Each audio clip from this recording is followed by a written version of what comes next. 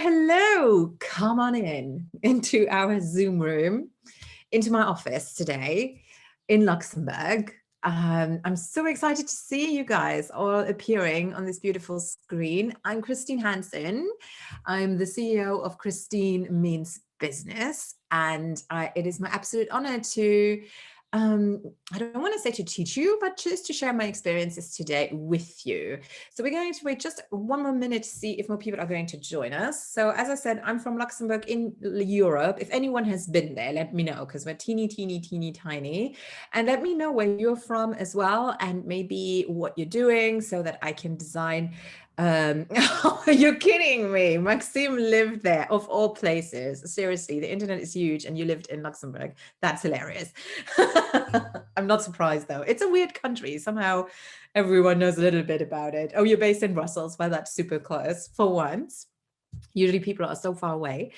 That's awesome. So yeah, I work all over the world. Iowa, USA. Awesome, Jeffrey. Hello and welcome. Barbara, New Jersey. Hello. I hope that's New Jersey. I'm really sorry if I butchered that, but I think so. So welcome to our merry round of health coaches, entrepreneurs. It's lovely to have you. All right. And so we're going to get started. And I have Nigeria. Oh my God. Hi. This is awesome. Like we have every continent so far. Like everyone who said something was on a different continent. That's incredible. I'm super honored. Okay, so first of all, I'm really honored that you're here, that you're sharing your time with me. So I'm not going to waste it. So I have a little presentation for you. I also sometimes switch the presentation off because there's nothing worse than death by PowerPoint. And I'm very interactive usually. Obviously I can't see you, but somehow I feel I can better than when I have a presentation running. But let me try this out. So you should be able to see this beautiful slide of mine.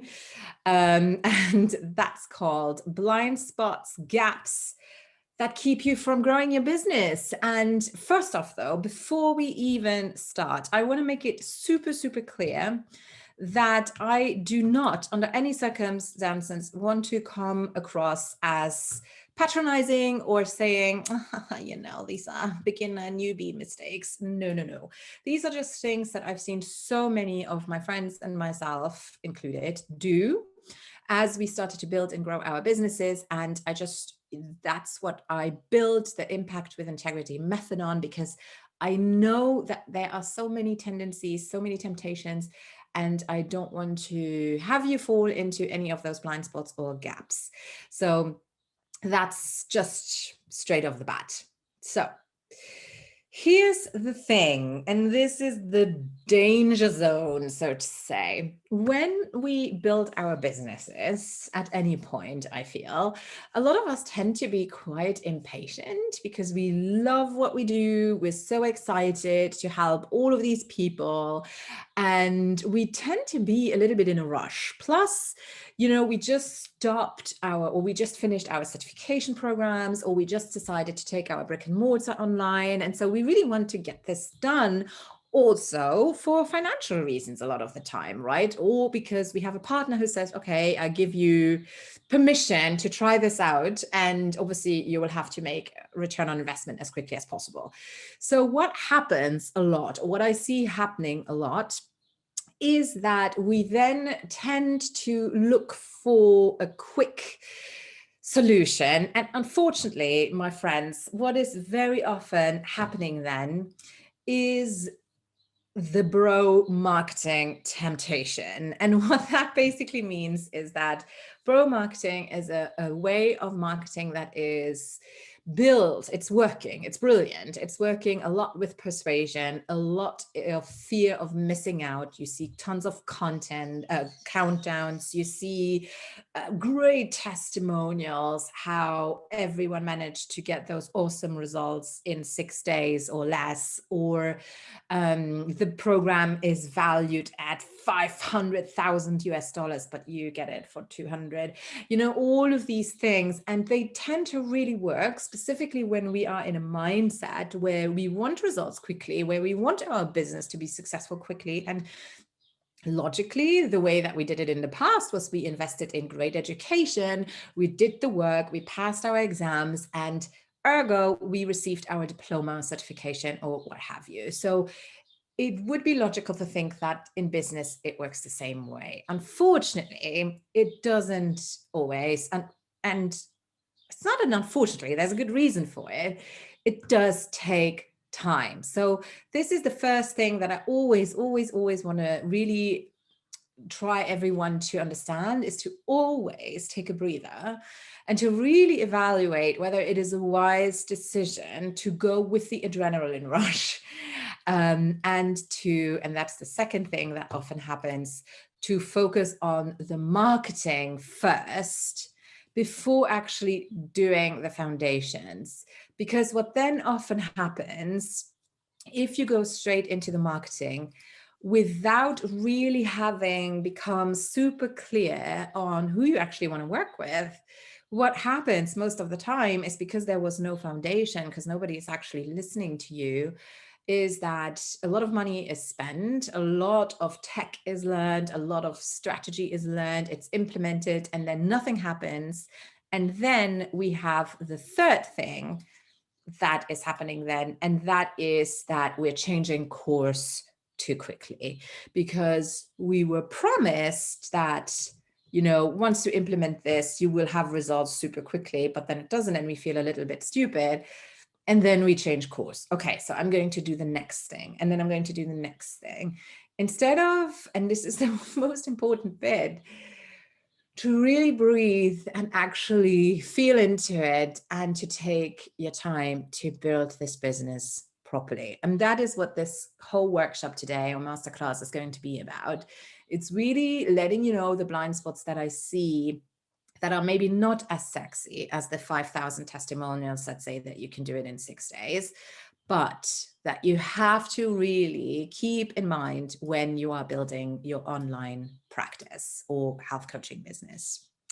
So the next thing that also happens if you are so rushed are those possible results. And unfortunately, I've seen it happening over and over again. The first is that you inadvertently build a monster business. What do I mean by a monster business? A monster business might be something that's working, but it's actually not giving you joy. You might have thought that you wanted to work with a certain type of client, and you did everything to market towards that. But as you start to work with more and more and more of them, you start to realize, this is actually not what I want to do. This is actually not who I want to work with. And you suddenly have so much to do, but you didn't put the foundation in place to streamline, that suddenly you are at capacity, and you start to work more and more and more without being able, like, even if you raise your prices, at some point you hit the ceiling, and it's just frustrating to you, and it's leading to burnout. The other thing that is often happening too, when we are in a rush, is that we tend to waste a huge amount of money on fancy tools. I cannot tell you how many people are using all those super fancy tools like ClickFunnels, Infusionsoft, deadline funnels, all of those things, which work. Again, I'm not saying that they're crap, but there is a time and place for all of those. But it will never be the magic bullet. So just in all transparency, they do work at a certain time and place. But if you don't have the foundation in place, if you don't ask yourself the most essential questions, you will not be able to pivot when you need to pivot, aka when you notice, okay, maybe I wanted to focus on people with Lyme, And now I'm like, actually, that's not really what I want to do. Maybe it's actually Hashimoto's or something else. Then you won't be able to do that. Whereas if you have an organically beautiful, strong business built on strong foundations that you didn't rush through, that is actually easy to change directions and to not freak out about it. And I promise you, we had a mastermind last year that ran for 12 months. I ran it together with my business bestie, Kendra Perry, and we had 12 health coaches who started in January last year till January this year. And I think there's only 3 out of 12 that didn't change their niche. Everyone else tweaked or changed or pivoted their niche either completely or a little bit. So, but there were just 3 people who started with the same niche and actually finished with the same niche. Everyone else changed because of the experiences they made, because of the people they got to know, because of what they figured out sells well, what doesn't sell well. So that is really much easier if you take your time and if you ask yourself the right questions first.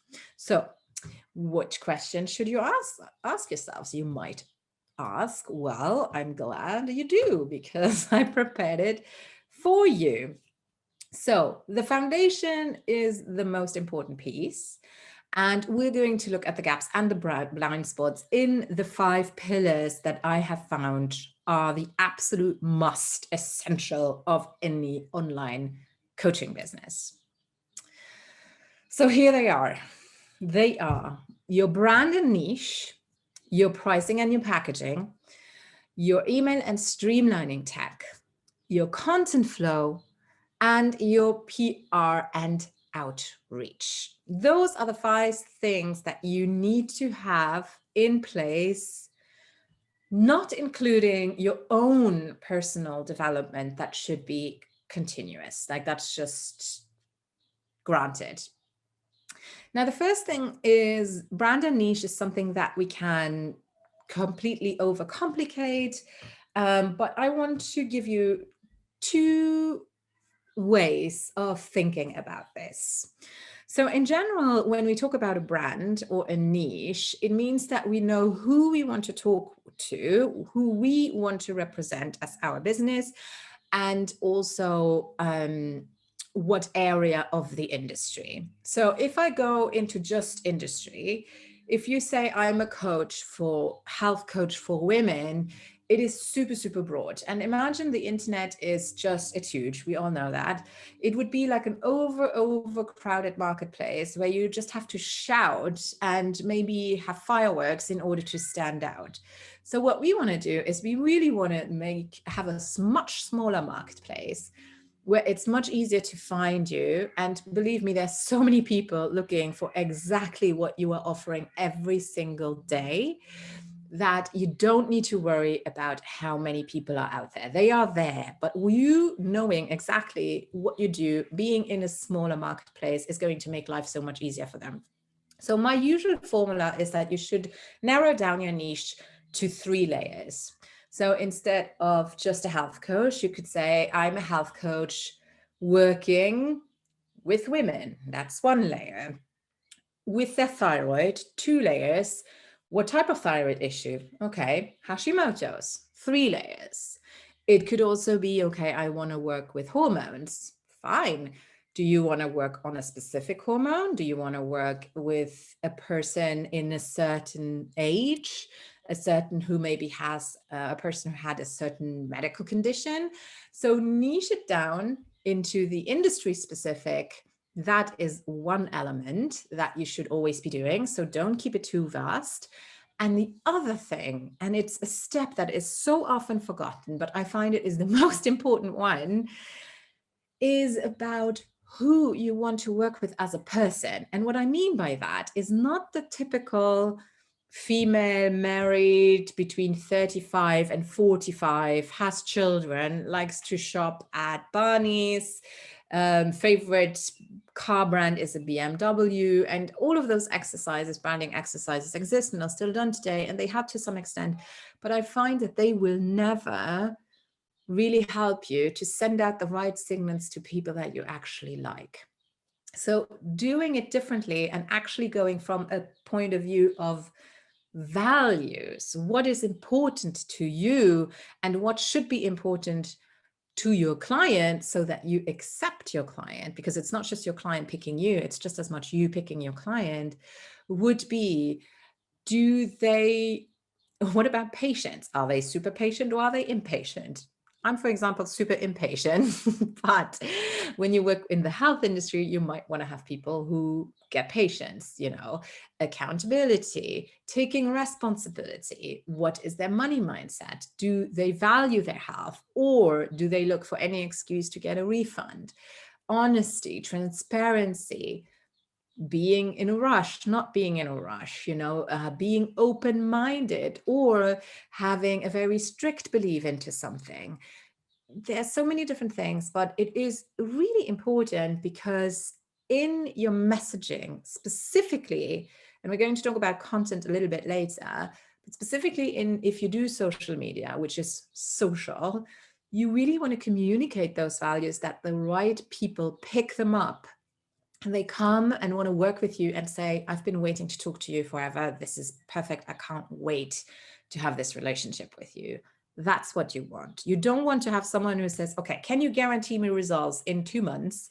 I'm not sure if I can implement everything, but I'm paying this much, so you should definitely promise me that I'm super healthy and lose 50 pounds, or something like that. We all know them, they exist.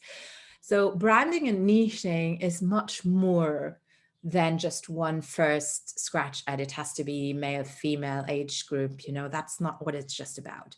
So it's about being specific, also keeping an open mind that you might want to pivot and change that, and that's totally cool. Don't, the saying that when you start something, you have to finish it. Throw that out of the window. In business, that is not true. It doesn't work that way. If you can see this doesn't work for me, it doesn't sit right, then of course change. I wouldn't say change every week. Give it 3 months, give it 6 months, but be absolutely okay with the idea that you might want to change at some point. And then secondly, don't forget that branding and niching includes your ideal client's values. I don't see a lot of brand specialists talking about it, and it is uber important. So think about it. If you already have some ideas now, take a pen, jot it down. It's golden, whatever, journal on it. But it's one of the most important pieces, and it will help you from building a monster business. And also, if someone pressures you, okay, you need to give your perfect avatar in 5 minutes, how on earth are you going to do that? Those are impossible choices to make in terms of all of those questions. Take your time, sit with it, and really, it's going to be really important in our communication piece. The next one that we have is pricing and packaging. And those of you who've been in our masterclass last month know all about it. So I spent talking about this for an hour last month, and you can see the whole masterclass on YouTube. So feel free to check that out. So I'm going to try to pack it into a nutshell, which is not going to be the easiest thing, but I'm trying to really to keep it as brief as I can. So the first thing is that what you shouldn't do, you should not compare yourself to other coaches or people who do something like as you do, the same thing, even the exact same thing. Don't compare yourself with their pricing, and I'll tell you why in a minute. Don't just use recommendations from your certification or diploma program, and don't go by an hourly rate. And here's why. Because this is, even though we don't like to call it a job because we love to do it, and we probably left a place that we hated that we called the job to do this, it still is our job. We still have to pay our bills. And the truth is that our baselines of what we need to bring in is really different because it depends on where we live. Like living in Luxembourg or living in Brussels or living in New Jersey, or living in Nigeria, or in Iowa, we have completely different lifestyles in terms of how much our mortgages are, how much our rent is, how much food pricing is, how much transportation costs are, so And you first of all, you need to be able to cover your bills. So once you have your baseline, actually know how much you need to make a minimum.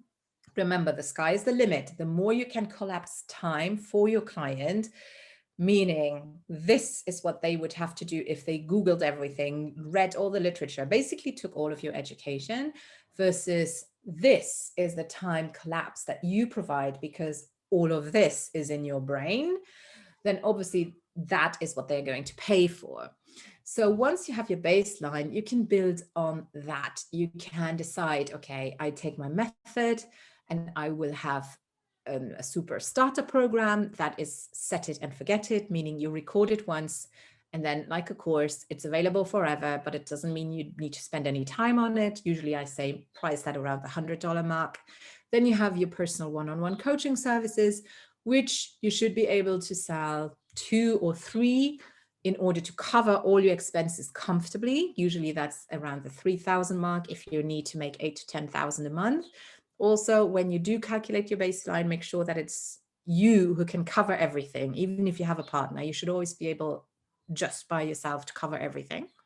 And then always have a VIP, which basically means you collapse time even further by seeing your client only one day for 6 hours or maybe 2 days, and then you do follow up like as in voice memos or email support, but that can usually be sold at a 5 to 10,000 mark even. That's what I did with Sleep Like a Boss at the time, and I still do that.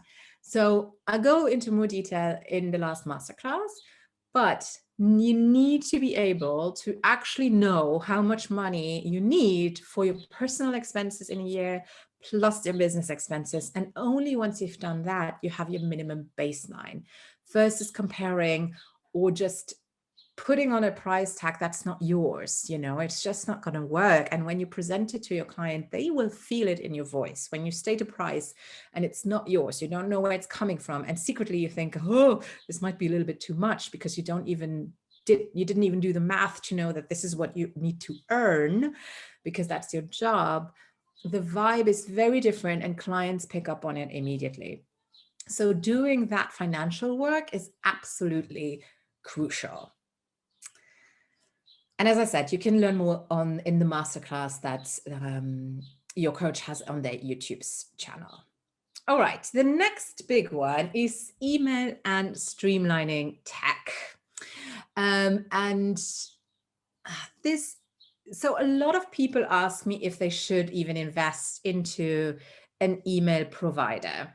And what that means is, let me tell you a little bit the difference. So you have your regular email provider, which is like Gmail or your hosting service, and an email provider that we talk in business email marketing software would be something like MailChimp, which I would never recommend, by the way.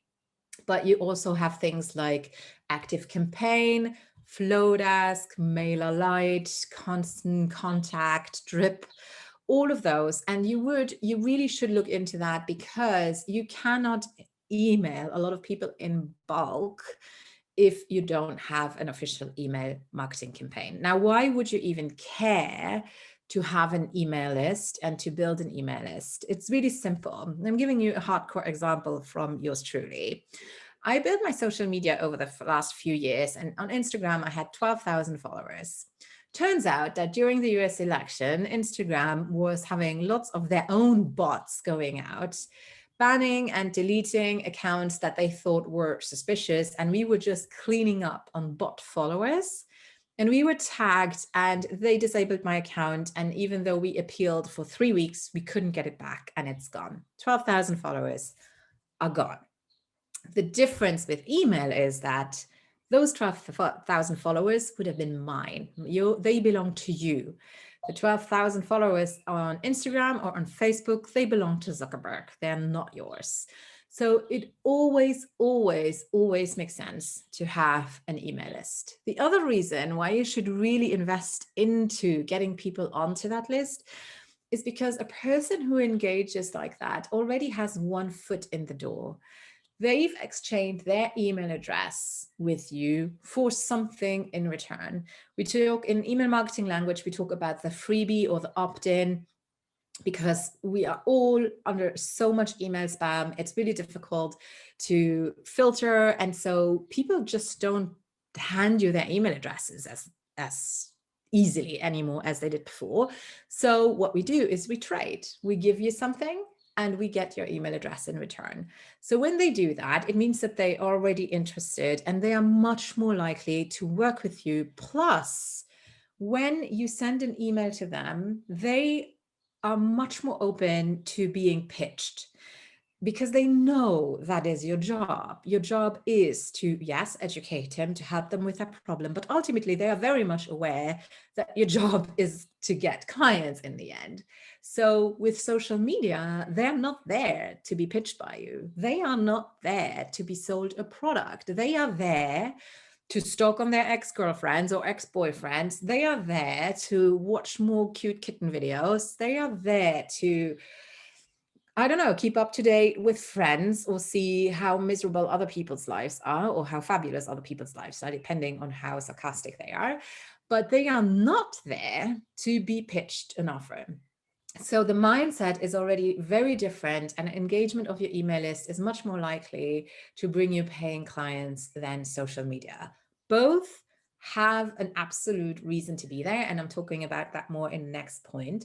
But that is why email and your email strategy should really be in place. It's going to make your life so much easier.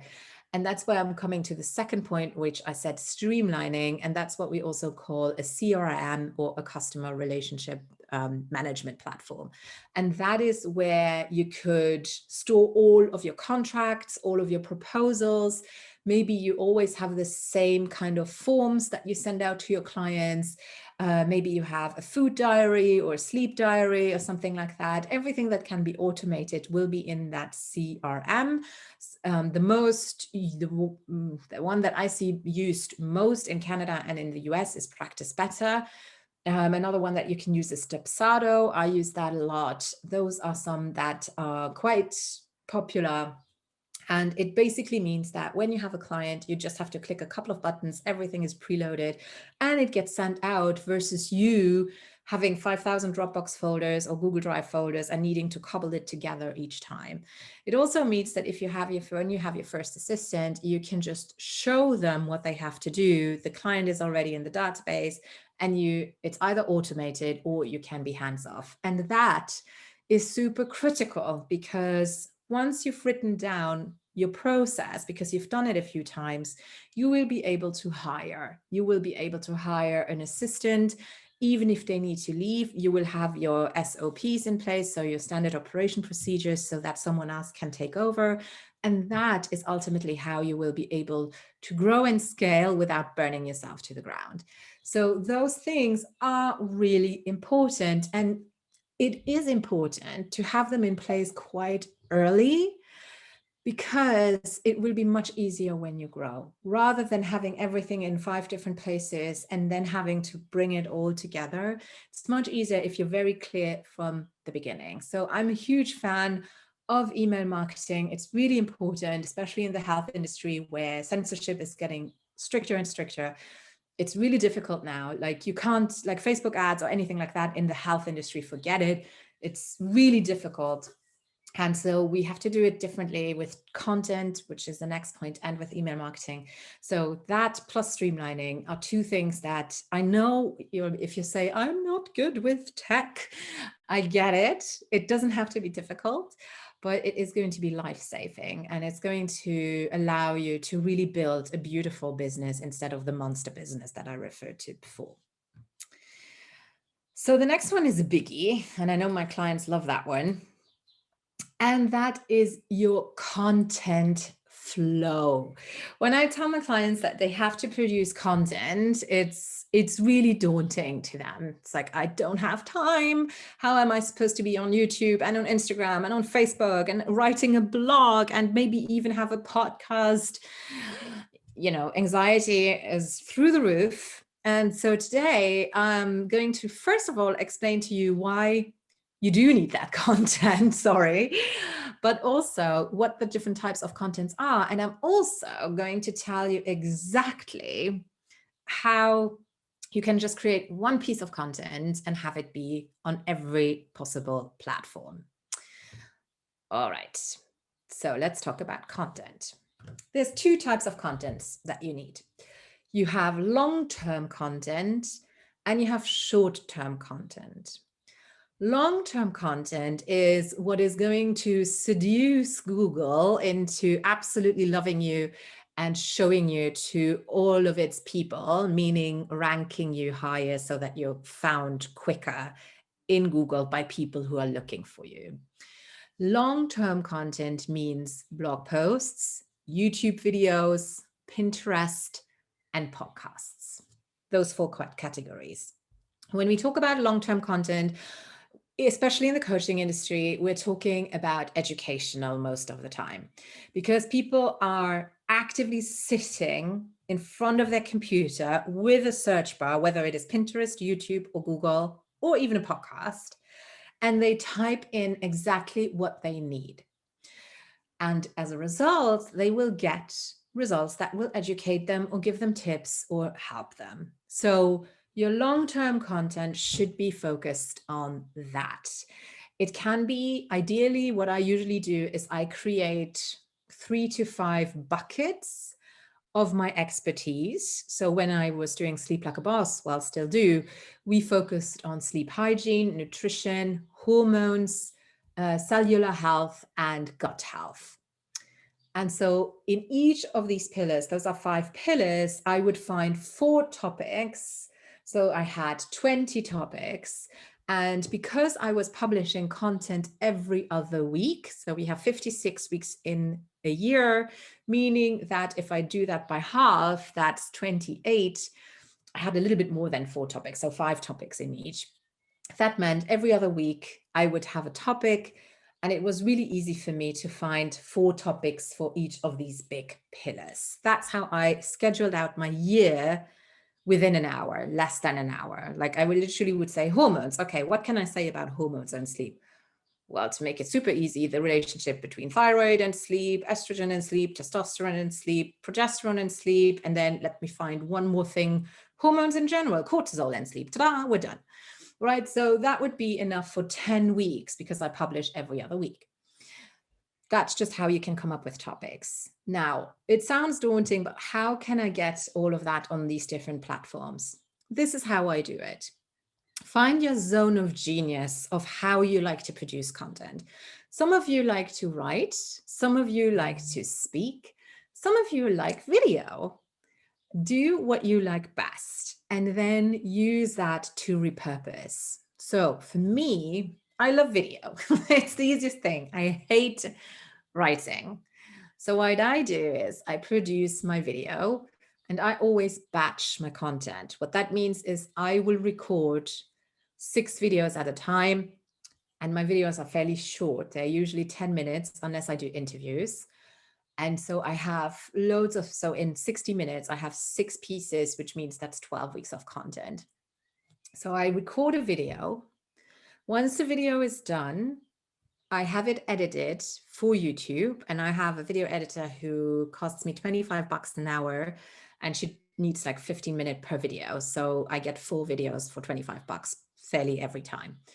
And then I have someone else who is watching the video and takes notes for my show notes, but you can do that yourself. You could have it transcribed by rev.com, for example, and just edit the transcript and pop that on your blog. Ta-da, written content. Google can read it. Google can find your keywords. Next step is I use Anchor.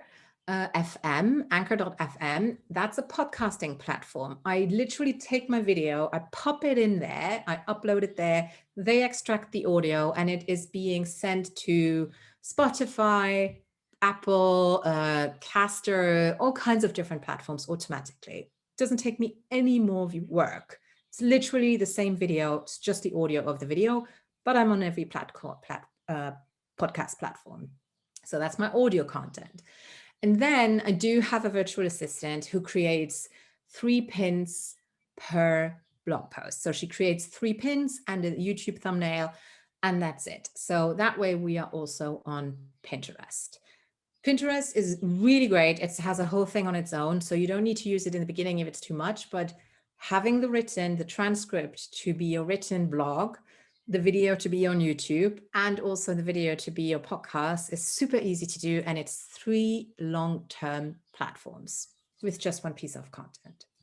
Social media is your short-term content. And again, the difference is that people are not there. They don't search into Instagram, how can I fix my hormones? They just don't.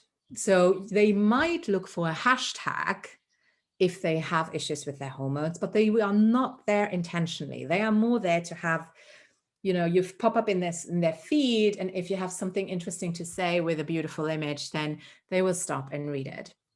But the point is to be social. So on social media, especially in Instagram at the moment, the point or the way to be educational is with reels. So reels are 30-second clips where you can educate in a fun way. That's where you can educate. But the posts are about what we talked about in our first point, about you and your values. And that is really counterintuitive, because for a long time it was, you have to post content 3 times. You can buy content calendars with prompts of what you can write about. But honestly, people connect the best when you really write about something that will help them change or grow, a lesson that you learned, maybe something that upset you and that you managed to work through, or something that really made you happy, but it has to be you. And so the way I see it is that when I sit down, I see it that if you are a lighthouse and your clients or your potential clients are little boats out in the ocean that need to find you, you need to shine your light. They need to see that you're there. That's what social media is for. So I consider it my duty and my honor to shine my light. And I say in my head, I'm telling myself that I'm checking in with my soulmate clients today. And that helps me to show up in a story or write a post or do a reel. Because if I don't show up, I don't show my light, they can't find me on social media. And I only write when I have something to say. And I don't say pizza or pasta because it's wasting their time. And it's much more about my personality, because that way I know that the right people will show up. And interestingly, you will see that a lot of people will maybe show up that are not perfect for your niche. Meaning Sleep Like a Boss was always in the beginning meant to only be for women, but I really quickly had 50% of my clientele were men. And now my Christine Means Business was mainly in my head for coaches, but I'm now attracting a lot of creatives too, because they like the way that my messaging is, the way that my values are, the way that I am. And that's what it should ultimately be, because health and coaching is so personal. It is about your educational competence, yes, but it's also a lot about you, and people need to like you and love you and trust you to have that beautiful client coaching relationship, right? So that's really why I'm really advocating that you really separate long-term and short-term, and that you don't pressurize yourself that I need to post today, so I'm just going to talk about, I don't know, something nobody really cares about. Like, really show up for them and really show your light, shine your light, I would say. Yeah. So that's how you can create content. And you could, even from that video that you did with educational content, take a quote, create a graphic around the quote, and post that on your Instagram. Why not? Why not have a Tip Tuesday category? You can pre-schedule it in Creator Studio by Facebook. It's free. It's literally, I think it's business.facebook.com/creator studio. You can schedule it in there, or another scheduling platform. Sure. I'm not going to say don't do it, but it's not about just, when people say consistency, it's not, yes, you should be consistent, but not for the algorithm. You should be consistent for your people. And it's much easier to do that because you know that you want to serve, rather than having an algorithm tell you, at least for me. So I'm always a little bit different when I teach. I'm just a little bit more soulful, I guess. All right. So that's a biggie, the content creation one. It's one of my important ones. And then the last thing is PR and outreach. And what I mean by PR and outreach is that basically we want as many people as possible to know about you and to find out about you. And so those are two huge topics, but I find a lot of people don't think about them, and it's a huge opportunity missed, because even if you have all of these things in place, it doesn't mean that people know about you. And I was just recently talking to another coach friend of mine, and we were venting about bro marketing, because I'm on a personal mission to abolish bro marketing forever, but or at least to have a good alternative. And she was saying that she was on a webinar by a bro marketer, so to say, and there was this person who had invested heavily into, first of all, the program and into all the tools that the program said they should do, and everything was ready. And it was based on an event, and they had booked the location, had spent a huge deposit, and they were like, okay. And he was asking her, so when is it happening? And she was, in 3 weeks. He was like, so how many people have registered? Well, nobody yet. He was like, so how many people are on your email list? She was like, well, nobody yet. And he made her feel stupid why she would do something, prepare something as big as that, if she didn't have a following yet. And her answer was that, well, you said that with your program, I would be able to fill the room really quickly. And he had said that, true, but he was assuming that the foundation was there. And that is what is happening a lot. We have all these things in place, and now like we're opening the doors, and we totally forgot to tell people in advance that we actually exist. And so outreach is really, really important to me and to my clients. I just feel it's a piece that is really missing. And Brenda's asking, bro marketer. So bro marketing it can be men, it can be women, but basically they are those typical, they are a lot more aggressive when they are marketing.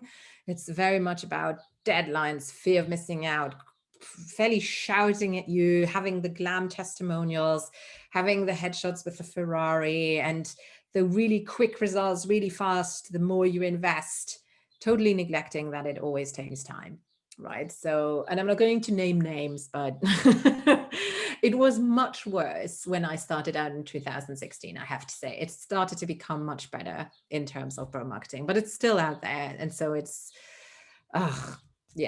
just a lot of promises. Let's put it that way. So what I mean now is that it's your job to, yes, create word of mouth, but also to create word of mouth on the internet. And you can do that in 2 ways. You can do an organic outreach, which happens through collaborations or through small PR stunts, so to say. So collaborations would be being on summits or online conferences. We had the health symposium in May, I believe, if I remember correctly, here on YourCoach. That is a collaboration of sorts, because Marina and her team were, I'm super humbled, but they deemed me good enough to share me with their audience, which means that I got all of you. And even today is a collaboration. I get all of you fabulous guys to get to know me. That's a collaboration. It could be an online conference, a summit. Then it could also be doing a Facebook Live in someone else's Facebook group where they have a lot of people. It could be an Instagram Live where all of their followers would jump in and get to know you.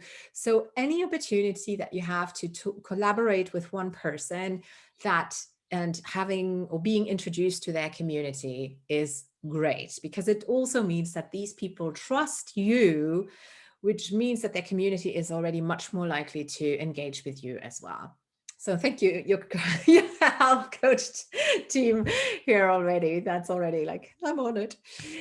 The other thing is then PR, and podcasting is, for me, it depends on mini PR and big PR. There's small podcasts, there's big podcasts. Big podcast doesn't always mean more fans. I actually found that being on smaller podcasts, but that are very engaged, where you have very engaged listeners, can work wonders, because people tend to really listen when they listen to podcasts. They're either cooking or they're in their car, but they tend to be really focused. And if they connect with you there, it's a really good foot in the door. So the know, like, and trust factor that you need to establish, people getting to know you, people actually liking you, which is why we have our value brand piece, and then people getting to trust you to actually reach out to you, that takes time. And so it is much shorter when someone they already trust introduces you to them. So podcast is one of my favorite things to do. I like being on really small podcasts, actually.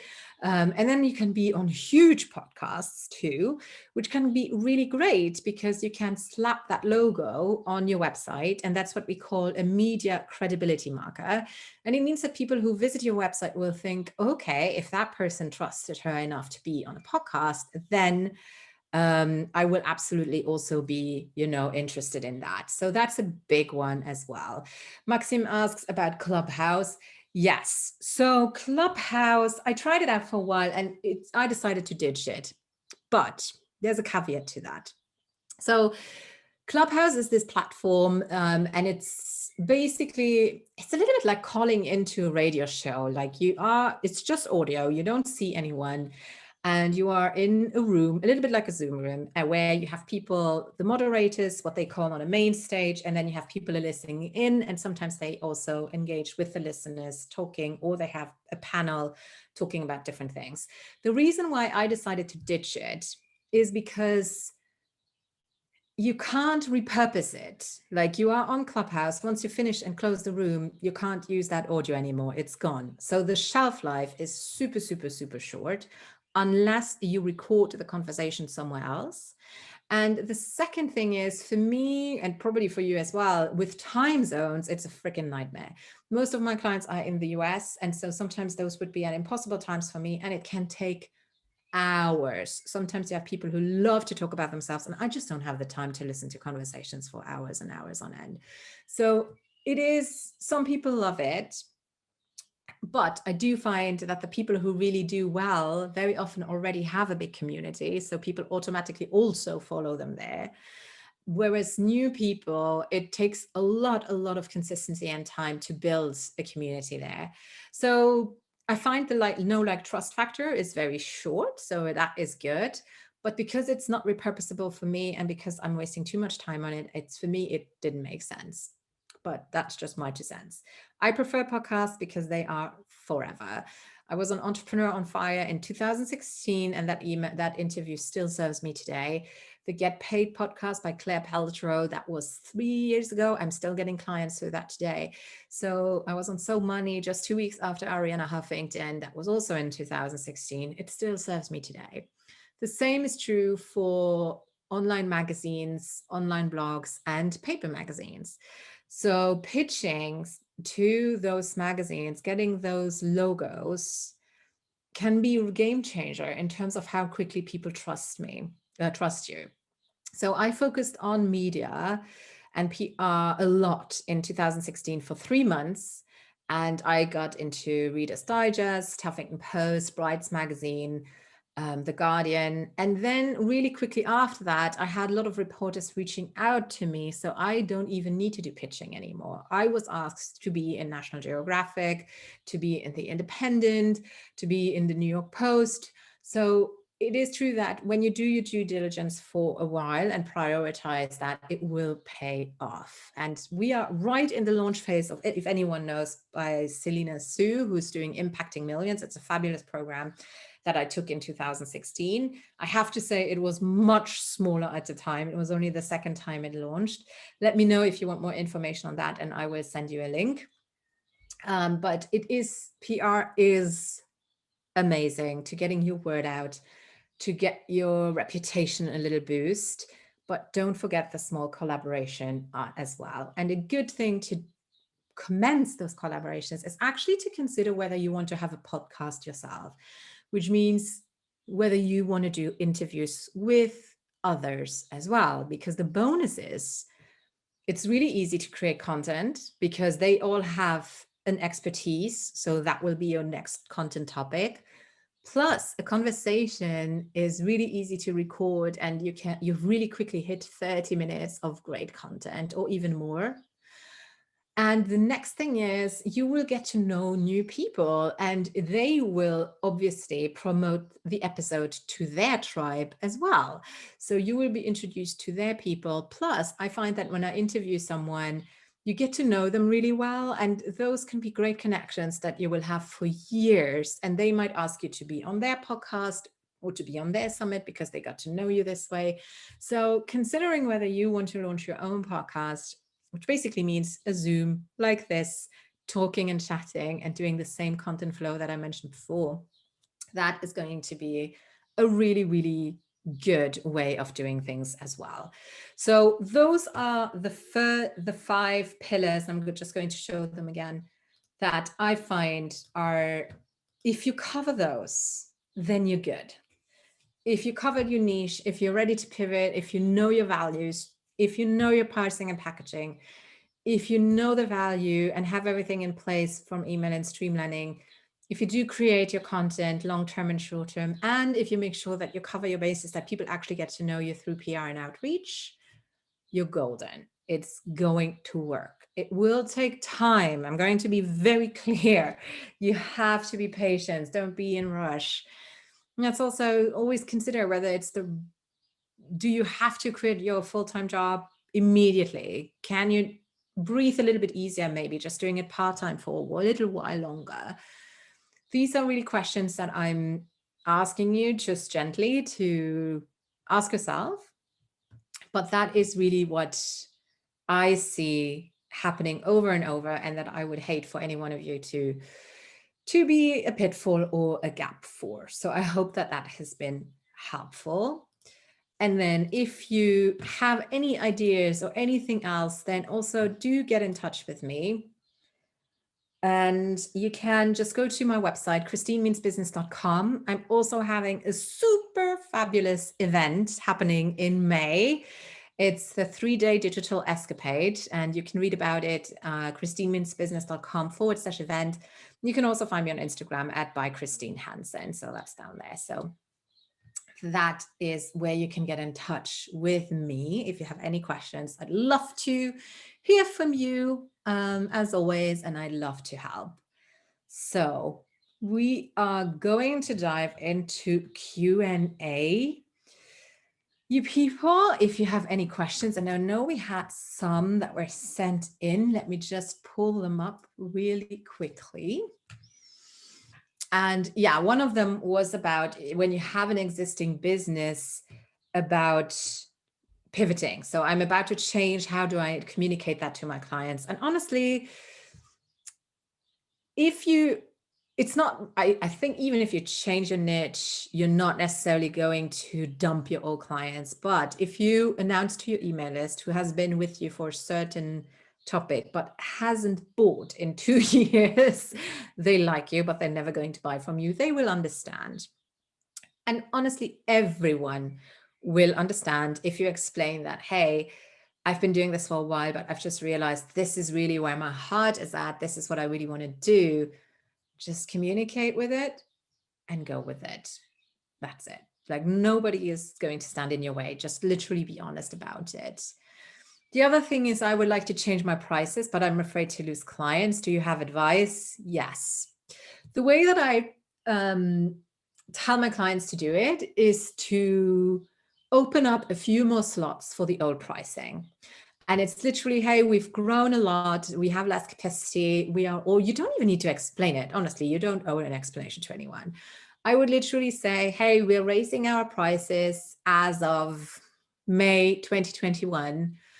But before we do so, we will open 3 or 5 or whatever you want more slots to our old rates before we are raising them officially in May. If you want one of those, register here. That gives them a chance to still lock in their old price. Great for people who were on the fence, and all the others know that it's coming. And if they missed it, tough luck. That's how I usually do it. I can't seem to lock down any clients. They participate in my free events and introductory call, but it stops after that. Any suggestion? So It is not the easiest, to lock down clients. I'm going to be very honest with you. But the first thing, even if you do a free event, really make clear that it is just the first level of what you have to offer. And even during those free events, already seed and get them into a habit that you're also selling. And it will take a while, and some people won't like it and they will immediately leave, but they would never have worked with you anyway. That's totally cool. And others will just need a little bit more time to marinate. The other thing is, be transparent about your pricing. I charge $3,000 for my one-on-one package. That's 3 months or 12 weeks. Talk about your pricing, and your pricing might change. Like, I'm very transparent with that. It's going to go up in a couple of months, right? So be transparent about it. You can have, I wouldn't necessarily put them on your website because you might forget it. And then when you raise them somewhere on some weird page that you've forgotten existed, you still have your old pricing. But you can say, I charge mid 4 figures, for example, just to make sure we're not wasting our time on the introductory call. With Sleep Like a Boss, I start at 7,000 up to 10,000, but my team starts at 3,500 up to 5,000. And we have that very transparent on the website. So people who really can't afford us would just tell them, have a look at our blog. We have a lot of information there, but we won't even get on a call with them. So, and I think that's a piece of information and of communication that you really have to make clear. It's your job. You're not a non-for-profit. And just last week, I was asked to do a free workshop for a non-for-profit. And I was like, I'm sorry, but no, I am not a non-for-profit. So, and I'm going to uber transparent here, because this makes sense to me doing a workshop here, because you guys are exactly who I want to work with. But if I do a workshop for a non-for-profit that maybe has 1 or 2 people that might want to work with me, then it's a waste of time for me. So really evaluate that. I would also really love to look at what kind of free events you are suggesting. And when you are designing a free event, always make sure that you have an end goal in mind. It is serving, but it's also having another pop-up program, or having your one-on-one program or your group coaching program at the end, and really guiding and steering them there. So it does take strategy there as well. And it's also about you being very transparent that you love to serve, but that you also have a job, and that it's, that you're professional. How do you broach difficult conversation about payments with clients? For example, how do you deal with a client who doesn't pay on time or misses payments? Hardcore clad contracts, people. And I know that you had Lisa Farley in here just recently, I think, right, who talked about contracts. And for me, that takes all the pressure out of it. I'm literally saying, hey, just a gentle reminder, as per contract, you are behind, da da da da da. And then if someone is really giving you a hard time, it's about evaluating. Usually it depends on how much time is still open or how much I already served them. But if we're halfway in and they're, for example, this isn't working, but I know exactly that they've been eating pizza, having gluten, having alcohol, and really didn't do anything of the protocol that I suggested, then I'll just refund them, because I don't like, the stress is too much of a hassle. That's just me personally. But otherwise, I'm going to say, hey, this is the contract. And because most of them give me their credit card, I will just charge their credit card, and I'm in the right to do so. If they do a back charge, whatever, I'll just let it go. But I find if you have a good contract, that takes care of it. And then how do you figure out what to charge when working with other coach specialties? Not quite sure what that question means, to be honest. I thought I knew when I read it, but I'm not quite sure. Maybe with collaborations. So if you do have a collaboration contract, again, with other coaches, maybe as a joint program, again, the most important thing is to have an ironclad contract that states things really, really clearly in case they go wrong. And it might be super unromantic, but it's giving you so much of a relief I'm writing a book right now that's based on the podcast, the 360 Health Biz podcast that I hosted with Kendra Perry again together. But it's just me who's writing the book. So I had to get a release that I can actually use all of our joint podcast episodes so that I can write the book on business practices for coaches. And I had to, send out a release form that clearly stated that. And it's a little bit like, even though it's logical, because, she wouldn't do anything with it, with the content. But it's important that in the worst case scenario, you have your butt covered. Let's see. We have a couple more questions. Oh, Dee, thank you. Awesome info. Thank you. The optimum number, what is the optimum number of participants and duration for a group coaching program? It depends on what you teach. If it is something that takes hand-holding, where you need to create space, start small. I find that a lot of people start way too big, where they're saying, I want to have at least 16 to 20 people in my first group coaching program. That's actually a big number. I would really advocate, when you're starting out, aim small at 3 to 5. Imagine having a room and having everyone sitting there with you. Depending on what you do, you need to hold a lot of space for these people, create a container for them. And I would really start with 3 to 5. If you feel that is super comfortable, I can hold energy for them, then start to make it bigger and bigger. If it's something that's technical, then of course you can have a lot more people. If it's maybe something where you have to demonstrate some movements, or where it's about more theoretical content, then you can of course have a lot more people. And in terms of the duration, I usually have it fairly the same amount as I do with private coaching, but sometimes shorter actually. So my group coaching program that I'm going to launch in May is going to be 5 weeks, but I'm going to see my people pretty much every day over those 5 weeks, or weekdays over those 5 weeks. So I wouldn't just, the mastermind that I had last year was a year long. And we had one main class every month. And then every member also got 30 minutes of coaching with either me or with Kendra per month. So an hour and a half.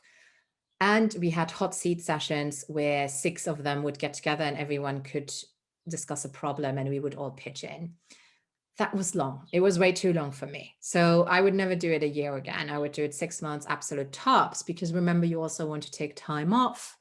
And if you always have that in your planner, it's just really draining. So just be careful about that.